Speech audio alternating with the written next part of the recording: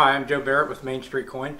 One of the most common questions we get is, what do I need to do to prepare for my appointment or to bring in my coin collection? Lots of people inherit coins and they don't really know what to do with them because they weren't the coin collector or a relative was. The short answer is you really don't need to do anything. It's often best to leave them however the collector had them. Anything you do in the way of cleaning, enhancing in any way can only diminish the value. Nothing you do can help.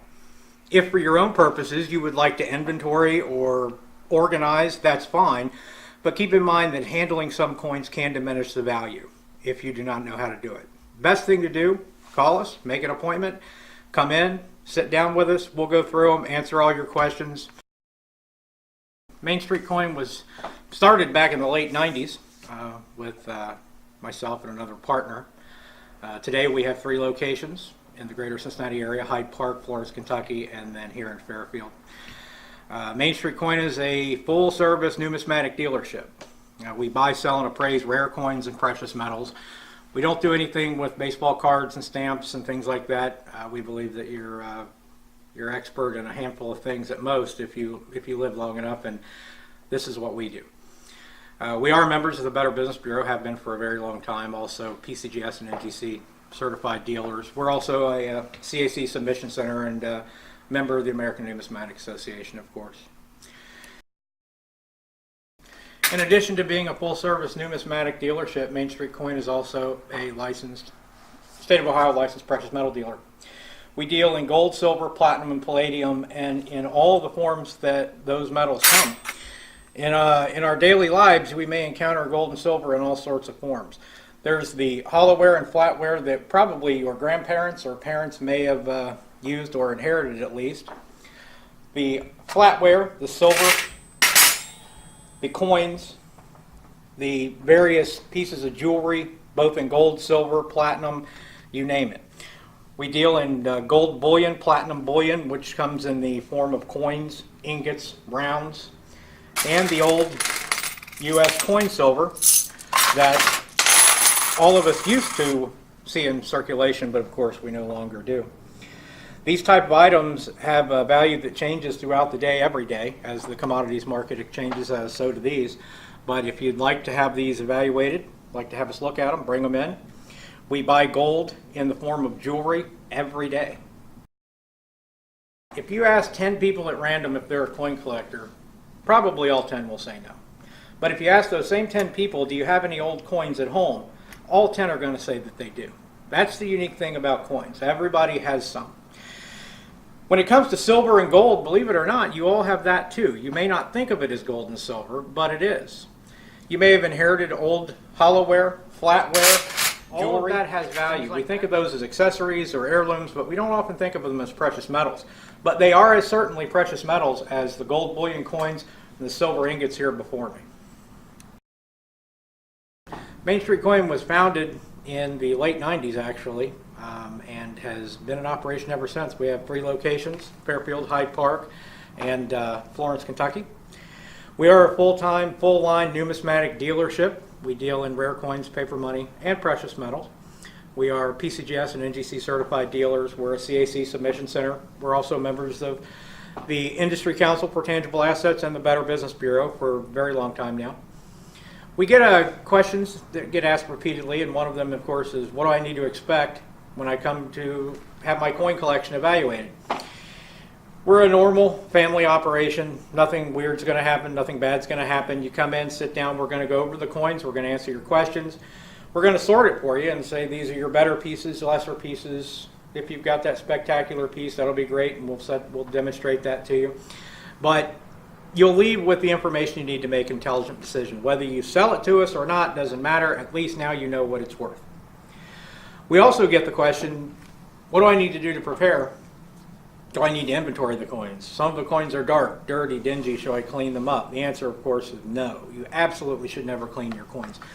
Coins are antiques, for lack of a better word, and anything you do to an antique, especially a coin, can only diminish its value. Nothing you do can enhance its value. If they are too dark and too dingy and too dirty for you to identify, that's okay. Let us do it. Just leave them alone. However the collector arranged them is the best way to leave them. If you, for your own purposes, want to inventory them, catalog them, that's fine. Keep in mind the best answer is not to handle them any more than you have to. But if you need to, that's okay. Just be careful with them and put them back how you found them. Again, when you're done with that, set a time to come in, sit down with us, go through them, and we will make sure that by the time you leave, you know what you got. Okay, we get the question, why shouldn't I clean my coins? They look better.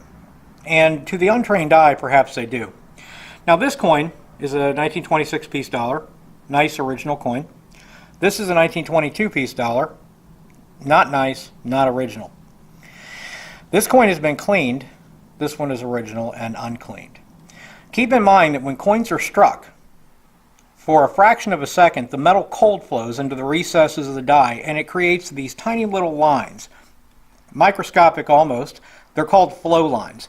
And those flow lines are what that luster is riding on right now when the coin rotates in the light and gives it that original cartwheel almost like effect. The moment you clean it with any type of abrasive, even the most mild Tarnex remover, dip, anything like that, you remove those flow lines. The flow lines are very delicate. In fact, you can make them go away just with your thumb. It's imperative that you not clean your coins because while to you they may look better, to the person that's going to write the check, they look much, much worse. Collectors are been told for years now to steer clear of clean coins, and for good reason. Their value is in no way comparable to the original stuff. So don't clean your coins. This bucket is completely full of this kind of stuff. Every coin collection, it seems like there's going to be some of this material in it. And what is this stuff? These are actually old US coins, but they have been packaged in such a way that they can be sold, and in my opinion, charged way too much for. There's nothing wrong with any of these coins.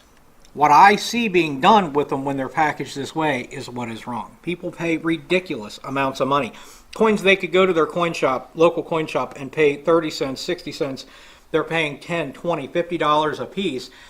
And when you don't know anything about coins and you're not a coin expert, you're not a collector, and you're sitting at home and a commercial comes on, and suddenly the Wild West is riding before you and you've got all of this history and all of the imagery, suddenly this seems like an awful lot of history to get for $29.95. How can that be a bad deal? Well, it can be a bad deal because you could have gone to your local coin shop and bought the whole thing for $1 or $2, not with this folder, not with these pictures, but certainly the coins.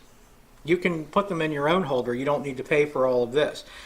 And often this is just the beginning. They sign you up for a service that you'll get one every week, every 2 weeks, every month. However, until you squeal, they'll send them to you. So when you see coins packaged this way, that's fine, but consider that you might be being sold something a little bit more than you were looking for. Stop at your local coin shop, whether it's us or somebody else, and look and see what you can get before you buy that thing off television or any other type of advertisement. When you see them packaged this way, your antenna should go up. One of the calls that we get every few days is on the 1943 copper 1 cent piece. How did that happen? What is it? Well, here's what happens. We remember the date, 1943. Something rare about a penny, a 1 cent piece on that date. Now, we go through our life and we don't see one, but we do remember that date. And then one day, we come upon a coin that looks like a 1 cent piece, and is, but it doesn't look like any 1 cent piece we've ever seen before. And then we notice it has that date, 1943. Suddenly, we're thinking about quitting our job, we're thinking about telling our boss what to do with it because we found the $1 million coin, right? No, not so. 1943, we were at war. The country needed the copper for the war effort. So for that year alone, the 1 cent piece was made in steel.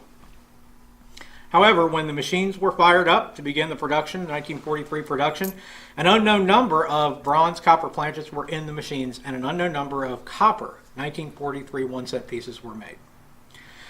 So, if you find a 1943 1 cent piece and it doesn't look like any 1 cent piece you've ever seen, that's the common one. What you want is the 1943 that looks like all the others, not like the steel.